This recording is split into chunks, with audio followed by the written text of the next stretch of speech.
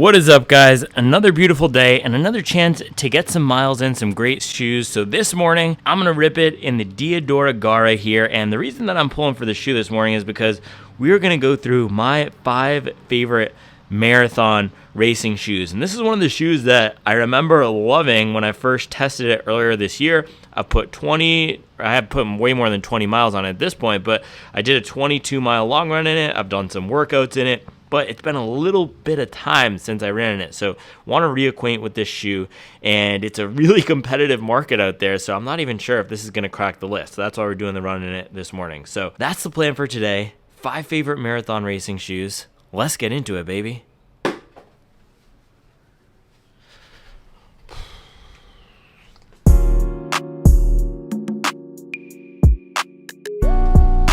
So at this point, I've run in nearly 15, it might be 15, at least 13 or 14 marathon racing shoes from a bunch of the different brands, and there's almost no bad shoes out there, so it's a little bit of a challenge to put together a list like this. But the way I'm approaching it is my 5 favorites. These aren't necessarily the best, they're the ones that I enjoy the most, specifically for the marathon distance. So these are shoes that I would take up for a full marathon. So all these shoes that I'm going to feature on the list, I've run a 20-mile or at least a 20-mile long run in. Some of these shoes I've run a full marathon in. Others I've done long workouts, but all these I've spent at least one run with. That makes no sense. All these I've done at least one run of 20 miles, and a lot of them I've gone up past 2.5 hours. So the other thing that I want to mention, and I'll pull out these shoes, is that if you're training for your first marathon, thinking about racing your first marathon, and you're looking for something with training and racing, I wouldn't necessarily go for a shoe like the Gara. There's plenty of great training shoes out there that will be durable, that you'll be able to get a lot of miles in, and that don't cost $250 to $300, and you don't need all the tech and everything if you're looking to get something comfortable, supportive, and fun for your first race. The tech can help, but you don't need it. So I'll highlight a few good training shoe examples as well that are great for finishing your first marathon. But before all that, we got to get our miles in. A little nice run to start the week here. Probably just do 4 miles, nice little 30 minutes to kick off Monday. I hit 100 miles last week. This week, taking a little bit of a down week because we did 3 100-mile weeks in a row. So let's get to it, baby.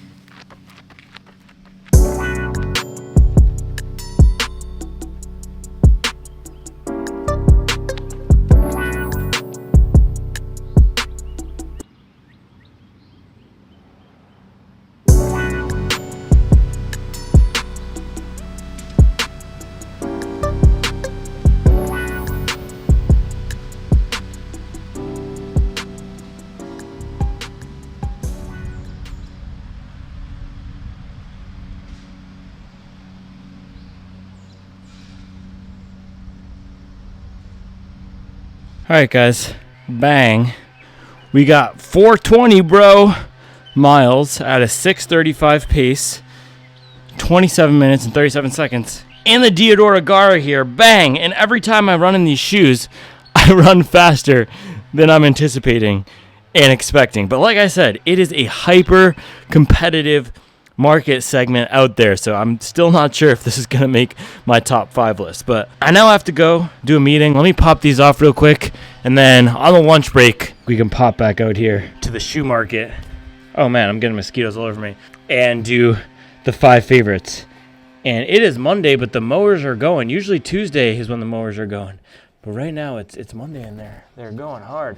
But what I did want to do is really quickly discuss what makes a good marathon racing shoe, and I'll use this one as an example. So a lot of the market right now, they use the same 40 millimeter stack. That is the maximum stack that's allowed by World Athletics for professionals, elite runners to race in a shoe. So a lot of the brands have the stack height up near 40 millimeters or at 40 millimeters in the back, and then they use these carbon fiber plates in here, and that helps stabilize the massive stack of foam, because a lot of these racing foams are soft, not all of them, but a lot of them, and the first racing foam that really hit the market, Nike's ZoomX, or PBAX, the chemical name or the compound name is PBAX. Well, it's actually PEBA, polyether block amide, but PBAX is the brand name or the Kleenex version. It's produced by Arkema or Arkina. I think it's Arkema. And a lot of the brands are sourcing their PEBA or PBAX from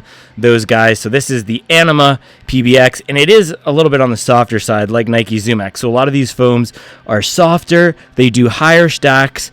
The main points of difference for these marathon racing shoes right now are how much foam you get in the forefoot, which will affect the drop or the offset between the back and the front here. So this is 40 millimeters, and I believe it's a little bit of a lower drop. So that would put it up at 34, 35, or 36 up here in the front. Anywhere between 4 to 6 will feel a little bit like a lower drop. And then if you have a 10 millimeter drop, that will feel like there's a bigger difference between the front and the back of the shoe. This, if you even just look at it, it looks a little bit flatter. That's the effect of the lower drop. A higher drop shoe will slant you up more, so it feels like you're wearing a high heel shoe. The Nikes of the world, Sauconys of the world have that higher drop. And then heading up to the upper, a lot of these brands are going with super lightweight materials up here. A great marathon racing shoe is usually on the lighter side for elites. That's not always the case for us recreational runners, and sometimes going for comfort over weight savings is the right thing to do. And that was actually my mistake when I picked my marathon racing shoe, which I'll get into later. And then lacing system, my favorite shoes have these exact laces here. With these nubs, they stay tied really well. So that's a little overview of the market here and of what a lot of the best racers have. And then, of course, rubber, it really varies. And again, the trade-off with the rubber is durability versus weight. So this one has a moderate amount of rubber, and you can see we're already wearing through it pretty good.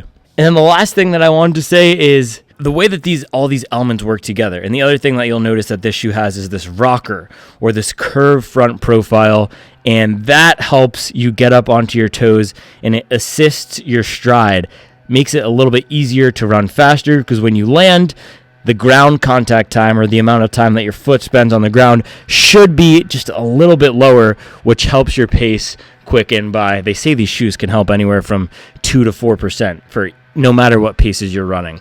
So all these elements work together to do that. The foam is really what's going to give you a lot of that bounce. The plate then stabilizes that foam so that when you're putting your energy into the ground, you're not moving it side to side. The plate really helps direct that energy forward. And then same thing with the rocker. All that forward energy gets pushed through in a more efficient way. So there you go. Bang. Marathon Racing Shoes 101, the Supwell Certified Edition.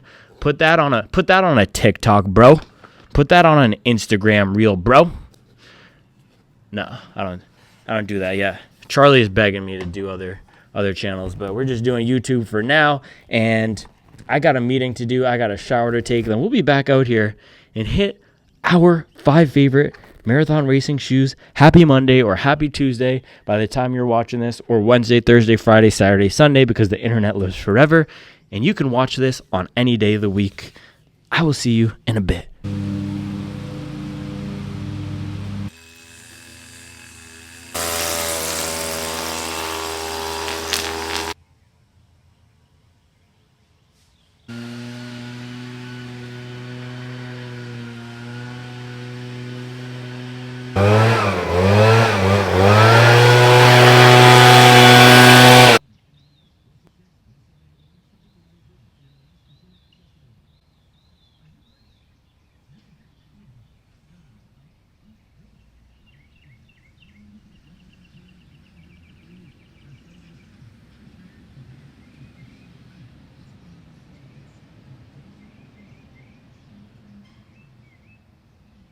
All right, guys, boom, it is 11:21. Grass is freshly mowed, cut, trimmed, looking pretty, courtesy of Longevity, and it is time to go over our favorite marathon racing shoes. But before we get into any of that fancy, expensive stuff, as promised, I want to highlight a great shoe here that is my favorite shoe, my top pick for most people who just want to run a marathon, who want to train, run a few times a week, do some 2-hour long runs. Maybe you're done a couch to 5K, maybe you've done a half marathon, you don't want all the shoes, you don't want all the tech, just get this shoe. Asics Nova Blast 4. It's $140, half the price of some of these shoes here that I'm going to highlight. And it offers nearly everything that most people need in a marathon training shoe. It has stability. It has, I said training shoe, but training and racing. It has stability. It has cushion. It has comfort. It has bounce. It's durable. The only real downside is it's not the most breathable. It can get a little bit warm on your foot for the summer months, but most marathons aren't going to be in the summer. So if you just want to get a shoe that's easy to run in for marathon training for longer runs, you're not too concerned about setting the new land speed record, you just want to finish the race, maybe you'll throw some walking in there, you'll be glad to just finish the race without hitting the wall and slowing down, get the Nova Blast 4, $140. There is no better marathon training racing hybrid shoe on the market for someone who just wants to finish the race in comfort. And guys, I've put over 100 miles on this shoe.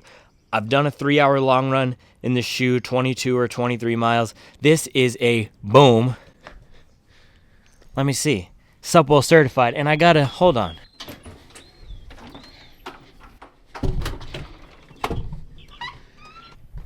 Had to go and get the business card, man. Charlie got these for me for graduation present. This is a Supwell certified shoe.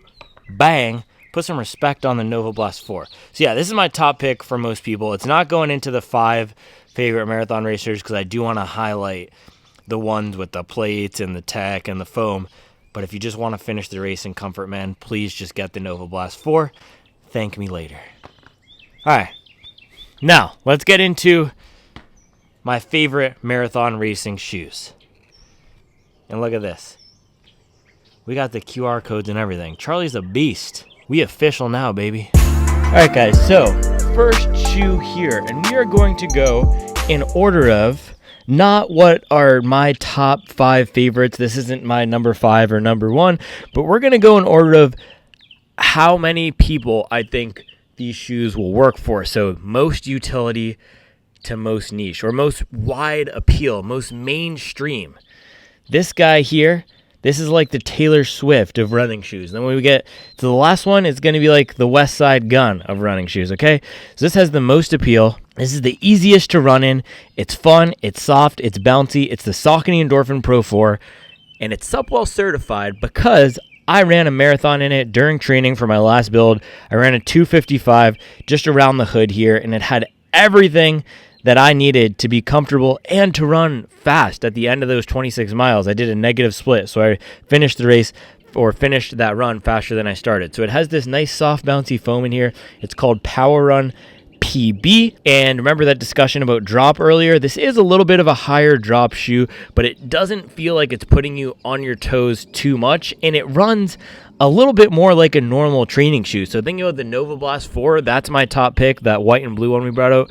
If you just want an affordable shoe to finish the marathon in, and it's not even really about the money, but if you just want an easy to run in shoe to train and race, that's my top pick. If you want something that's a little bit more elevated than the Nova Blast, that's going to have more of those elements of speed assistance that we talked about. And let me get this shoe just for, just because we had that shoe when we were talking about the Diodora, I think. But this is the one that you're going to want. It's got that nice roll here. It does have the carbon fiber plate. It's decently lightweight. The upper here is one of the best uppers in the game right now.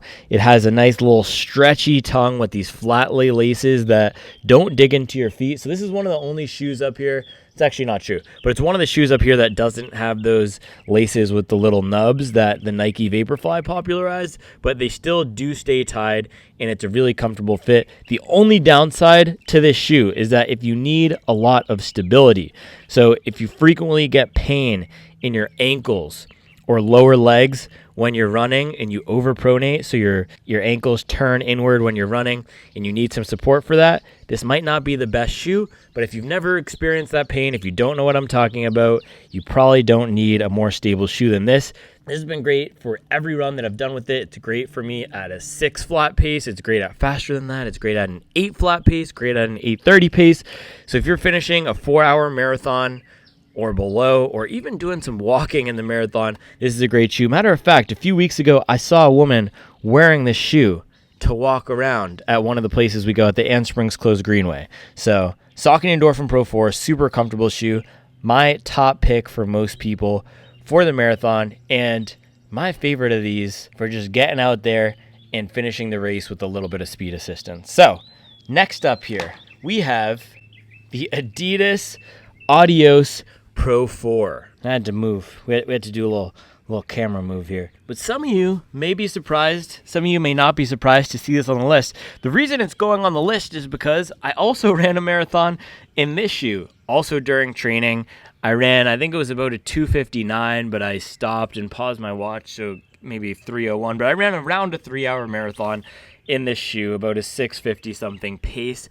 And it was really comfortable, nice and bouncy. It's a shoe that, and the reason I said some of you might be surprised to see it here, it's a shoe that I did not absolutely love on the first run. It felt a little bit pedestrian. It felt a little bit staid. It felt a little bit serious, and it felt a little bit stale. Like it wasn't what I was looking for in 2024. But I know a lot of you guys like the shoe. My man Brendan Wise likes this shoe. And on that marathon run that I did, I understood why. It really does break in and become bouncy. It's decently wide out here for some good stability. And then when you're running faster or just landing up at the middle to front of the shoe, you get a ton of this roll through, and this Light Strike Pro feels so propulsive. So one of the best shoes on this list if you run with a little bit more force. Maybe you're a bigger runner or you put more power into the shoe. This foam really responds well to that, which is why a lot of the Adidas athletes love this shoe. And some of them are still, I think some of them are still racing in this shoe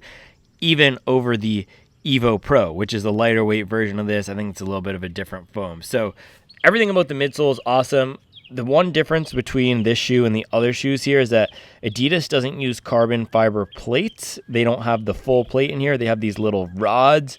So that it's supposed to offer a little bit more flexibility, but it's still a very stiff shoe, and you do need to put that power on it to get some response. And then the other secret sweet sauce here, shout out to McDonald's with that Big Mac sauce, is the Continental rubber. So super grippy, super durable, great for wet weather. I should say the Saucony Endorphin Pro 4, that rubber was also great for wet weather. Let's see, bada boom.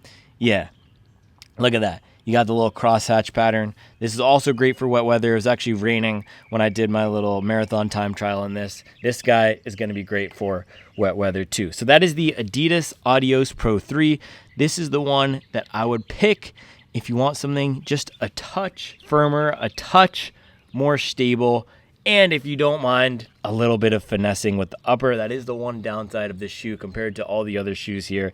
This one has the worst upper experience, and it's a little bit harder to get on foot and to get the right fit. But once you do, you'll have no problems. And throughout that 26-mile long run, that marathon I did, I didn't have any problems with this. So Adidas Adios Pro 3, Supwell certified, baby. All right, guys, next up here, boom. You might have seen it, a little sneak peek in the background. This is the very expensive, very controversial, and very loved by me, Hoka Cielo X1. So the reason this is controversial is because there's certain analysts, I don't even know if I'd call them analysts. There's certain people out there who claim this isn't a real marathon racing shoe. Bro, this is a real marathon racing shoe. Yes, it's a little bit heavier than some of these other shoes, but the thing is, with more weight, when you do weight right, you get something else in return. And the additional weight from this shoe, it isn't just that they slap some silly putty on the upper to make it heavier. No, they put a ton more foam underfoot, so that additional weight is giving you additional comfort, additional bounce, additional protection, additional support, all of these additional things versus a lighter weight shoe. And I'll highlight a lighter weight shoe. Some of you guys might see it peeking out here in the background. But this shoe is going to be great for us hobby joggers who don't need the lightest weight shoe because we're not the most efficient already, and we're not going to be, some of these, you guys are going to be fired up. Some of these lightweight shoes are really unstable, really narrow, and for us hobby joggers who are spending at least 2 hours, 45 minutes, 3 hours, 3 hours and 30 minutes on foot, we can do better with a heavier shoe with more support and more stability. And the thing is, guys, I'm not just out here yapping my mouth. I've put in 20 plus milers in all these shoes. With this guy, I put in a 22-mile long run at I think it was a 6:44 pace. I will find it and I'll flash it up on the screen here, right here. Boom. So that's the thing, guys. when I did that run in this shoe, I didn't feel any of the penalty of the weight. I've also taken the shoe down to 6 flat, 550 pace, and I didn't feel the penalty. It's like running with a little bit of an extra spring on your shoe. And think of it this way, right? Cadillac Escalade V. If you're not familiar with that car, it's a very heavy car. The Escalade is the luxury version of the Chevrolet Tahoe. It's a body-on-frame SUV, got big old engine. It's got all this stuff, all the bells and whistles. But because of that big old engine in the Escalade V, it can go 0 to 60 in something like 4 to 5 seconds. Now, a lighter weight car, like let's say a Toyota Yaris, that's going to go 0 to 60 in maybe 7 to 8 seconds because it doesn't have as big of an engine. So just because something is lightweight, that doesn't automatically make it faster. So with this, you can think of the additional foam you're getting in here, the aggressive curve up here. These are all like the shoe having a bigger engine to help you go just as fast. And if you are a bigger runner, you can compress the foam more and get even more benefit out of this shoe. So all that being said, the actual ride experience and the run experience here, it is nice and soft, nice and bouncy. It's everything that I love about a marathon racing shoe and a training shoe. Super comfortable for a variety of paces, and because it's so curved up here, it's just really easy to run in and a really fun one to run in. And then like the Saucony Endorphin Pro 4, it's got this little stretchy tongue here. It's not a one-piece upper, but it is connected on the sides. The tongue is connected on the sides, so the fit is really cool. I was going to say the fit is really nice and the colors are really cool. I think the upper looks really cool. It's like a majestic mermaid. That's how I would describe this shoe. And then if you look at the bottom, bang, you got that little cutout in the middle here. I still don't know what motif they're going for. It's like a machete, just ninja came and whoop. Do ninjas use machetes? What weapon do ninjas use? But yeah, it looks like a ninja just came and carved out all these little things, which should save a little bit of weight. But as we're on the bottom here, one downside. So if you land more to the rear of a shoe or are anticipating using this shoe for lots of runs where you might be running a little bit slower, this may or may not work for you. At most paces, I felt great in the shoe. Sometimes I did feel, and the reason I'm showing you this is that when I was landing further to the back of the shoe here, and I should actually grab the other one, I felt that when I was landing a little bit further back on the platform, I was having to fight over the middle of the shoe because this is one of those shoes that it uses the trickery to get its additional foam. So there is 40 millimeters back here, which is the maximum allowable amount. But what they do is they stuff 46 here because the official point where you have to measure these shoes is 12.5%. I know this is really nerdy, but it's 12.5% from the back. I learned this from the Running Warehouse podcast. They go 12.5% from the back. That's the official point. So boom, you get 40 millimeters right here. There's no rules about how much foam could be in the middle. There could be 60 millimeters of foam, but that would be a much heavier shoe, much more unstable likely because the taller you go, the more reinforcement you have to do to make the shoe stable, or the denser and firmer the foam has to be for it to be stable. So 46 millimeters here, you get a lot of foam. If you're landing more to the back or even flat-footed at times, it can feel a little bit awkward, but that's not all the time. It is a really easy shoe to run in. I think a lot of folks are going to be happy with this shoe. And if you're going to buy a shoe that's in that $275 to $300 price range, this is the one I would pick. The next shoe we're going to highlight is also above $275, but I think this is going to be the one, especially if you're planning to run that marathon in above 3 hours. This is going to be the one that I think is going to work best for most people, and that's going to be the most durable for training. You get a lot of rubber here. The only exposed area is this back. So I would highly recommend the Cielo X1 if you want a fun shoe to run in that's decently stable, super bouncy, and really comfortable on foot. This might be the most fun marathon racing shoe out there right now, which is why it's making this favorites list. So, that was bad. It almost went in. Bang! All right, next up, you might be able to see this. Looks a little familiar, huh? Diodora Gara did, in fact, make our list. And as I was going through all the shoes in there in the office earlier and deciding which ones I was going to highlight, it wasn't even a competition. This was one of the first ones after running it in it this morning that I knew I was going to bring out here. And so before today, I did a first run where I had some 5 flat pace. Yeah, I did this interval workout a few months ago, and I was ripping off 5:10, 5:15 pace for, 400 meters or 200 meters, 800 meters, something like that. I've done a long run in it, and then I think I might have done one other run in it. But on that 20-mile long run or 22-mile long run, I remember I was sick that day. I'd gotten a cold from a family member who was in town.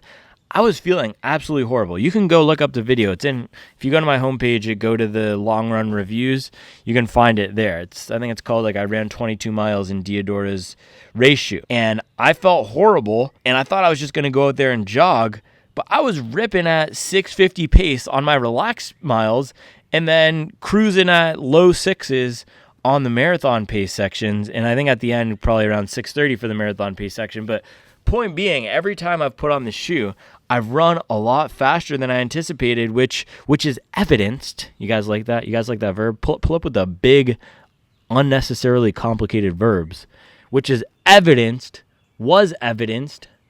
Talking about verbs, but I got to get my tenses right. It was evidenced by a run this morning. So 4 miles.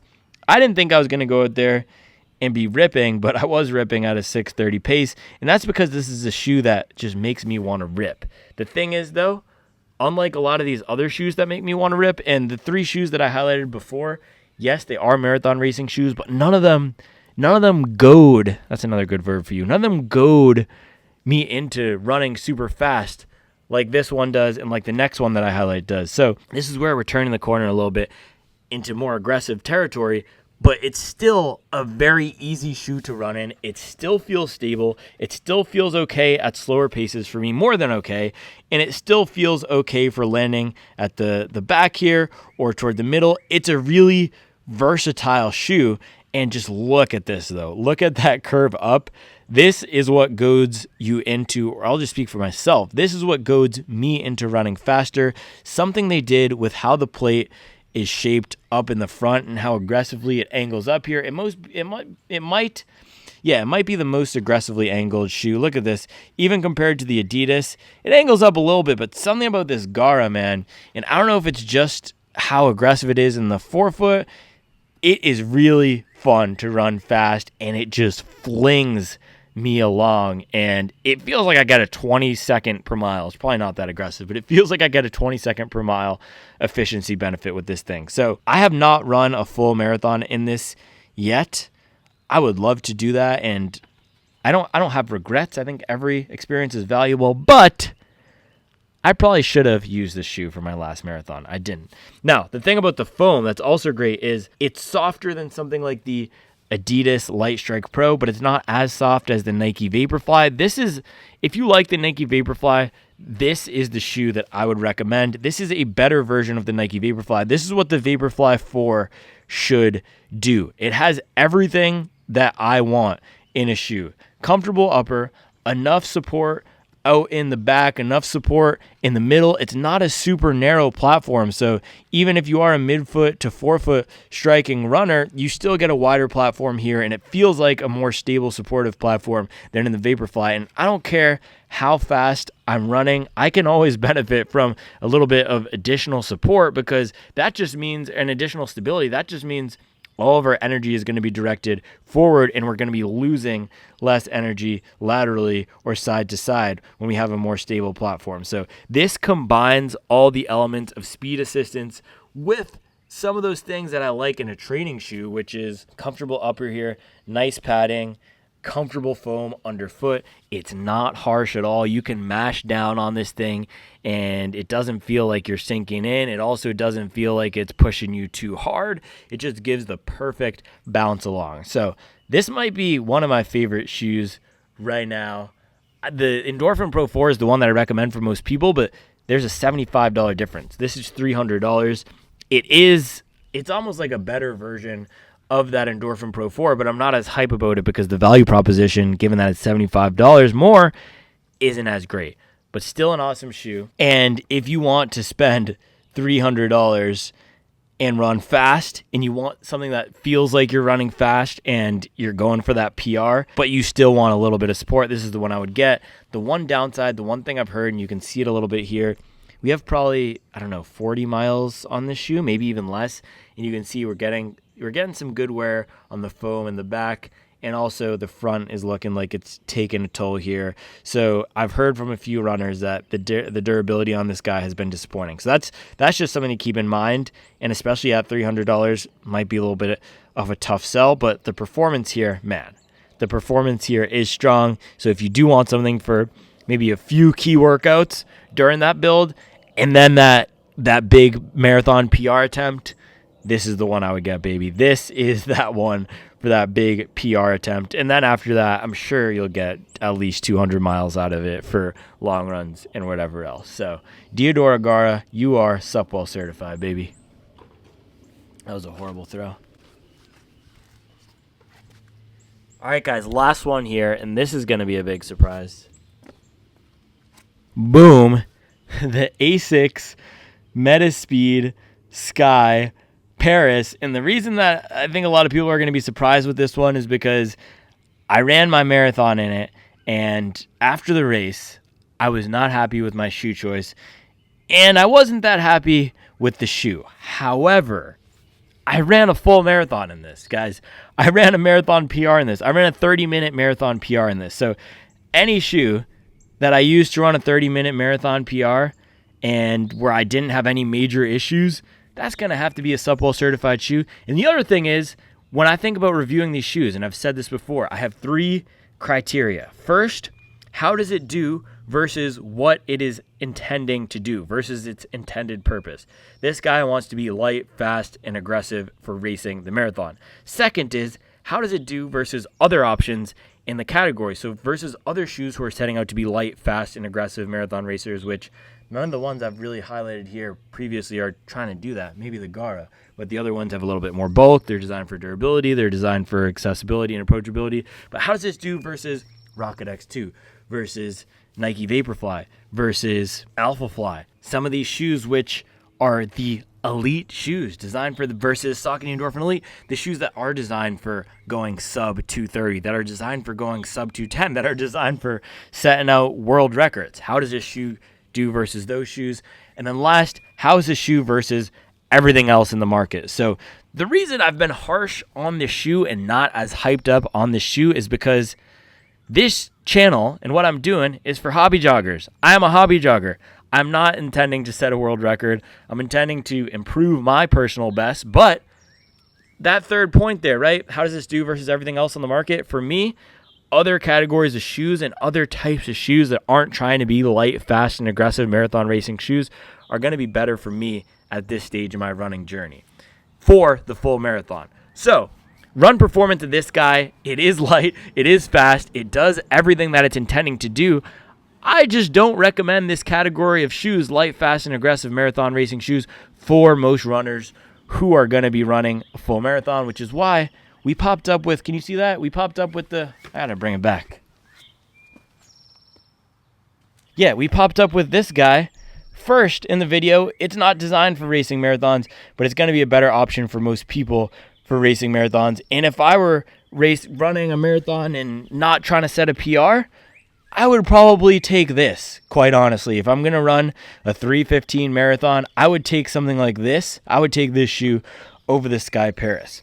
However, guys, if you want the best light, fast, and aggressive racing weapon to set a marathon PR, sub 3, sub 245, sub 230, sub whatever. I'm not gonna say this shoe is only good for sub 3. If you want something light, fast, and aggressive, and you feel confident in your ability to finish out the race strong, to dig deep in the last 6 miles and run with good form, whatever that means for you, and strength, then you're going to be able to optimize the shoe and use it to the best of its ability. And I would highly recommend the Asics Metaspeed Sky Paris. So with this shoe, I ran that marathon.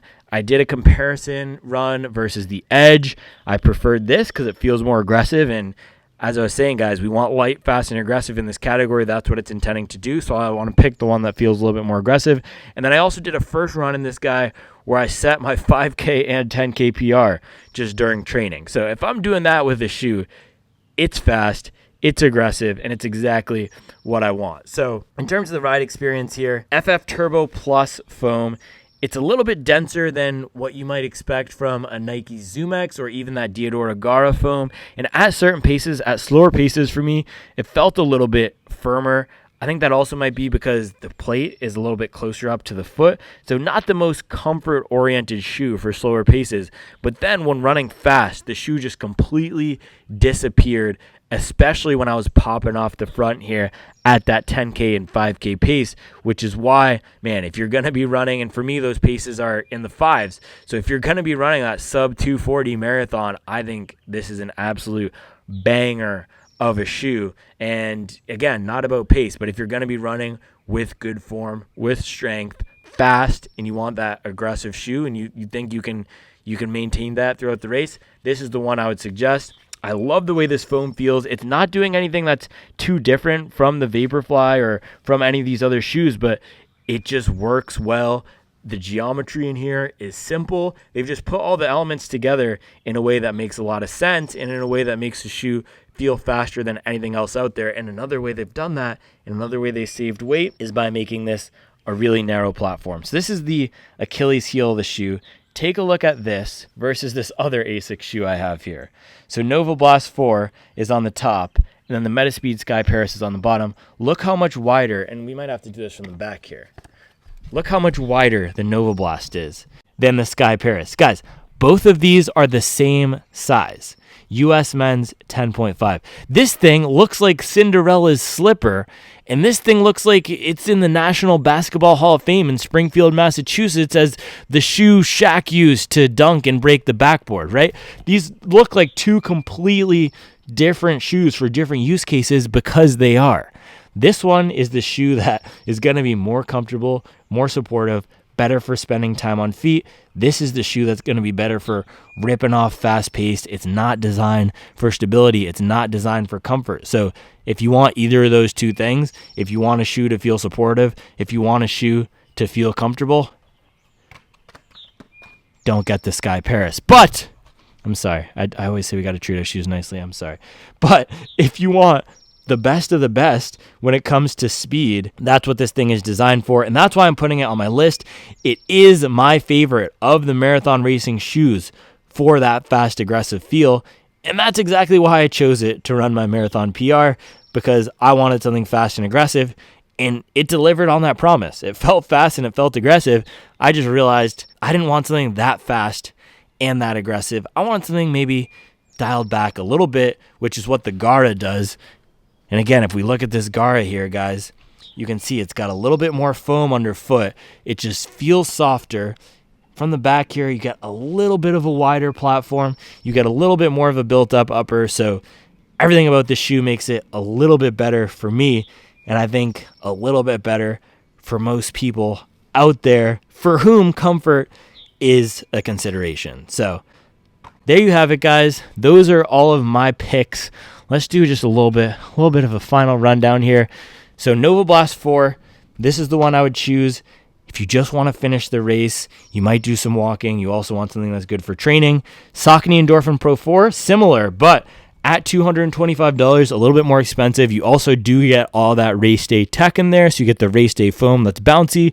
You get the full length carbon fiber plate. You get that curved rocker. Also going to be good and nice and durable for training, but just elevates the ride experience a little bit more. You get more speed assistance. So if you do have a goal time in mind, I would go for the Saucony Endorphin Pro 4. Next up here, if you want some stability, if you're a bigger runner, maybe you're putting some more power down into the shoe, and you want that durability, I go for the Adidas Adios Pro 3. It's not the most mind-blowing ride, but when you do put some force into the shoe, whether that's through weight or speed, it responds well. Next up here, Hoka Cielo X1. It's like the Adios Pro 3, but just dialed up and a little bit softer. So also supportive, also good for a lot of paces, also good for bigger runners, but there's just more foam, a little bit softer, a little bit bouncier, a little bit more aggressive. And at $275, it's expensive, but Worth it if you want the most fun ride on the market. And then next tier, if you want fast, aggressive, but still a little bit of comfort, that's the Diodora Gara. Nice and soft, but fast ride. One of my favorite shoes out there, as I mentioned, and my pick for a fast, aggressive shoe was still a little bit of those normal training shoe elements to it. And then finally, if you want to punish yourself and force yourself to run uncomfortably fast for the entirety of a race, see how long you can hold on to that goal marathon pace. Maybe you'll hit the wall, maybe you won't. It's a gamble. Rolling the dice on race day. That's what the Metaspeed Sky Paris is for, baby. This guy is for, man, you just put in 6 months of training. You've already run 4 or 5 marathons. You don't care if you blow up and hit the wall. You're just going to go for it. That's when I'd go for the Sky Paris. It's similar to a shoe like the Nike Alpha Fly in that sense. And I also like the Nike Alpha Fly, but there's a better shoe for each use case I've highlighted here than the Alpha Fly, which is why it didn't make my list.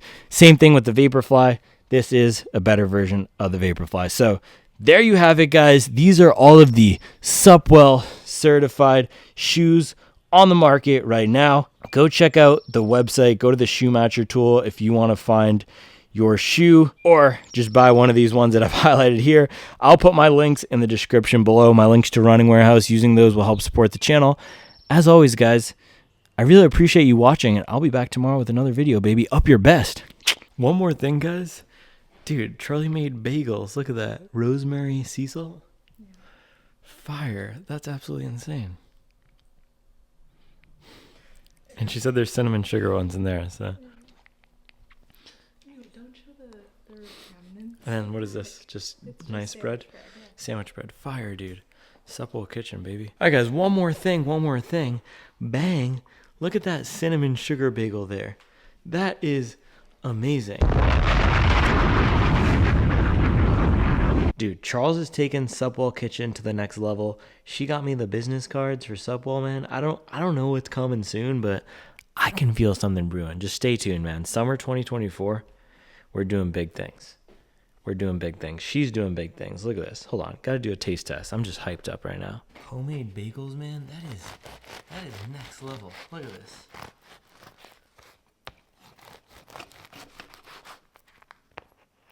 Look at that.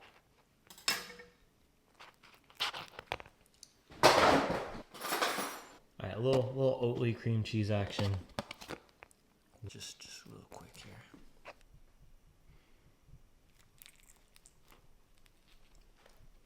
Slaps. Absolute fire. Supwell Kitchen. We going to the moon, baby.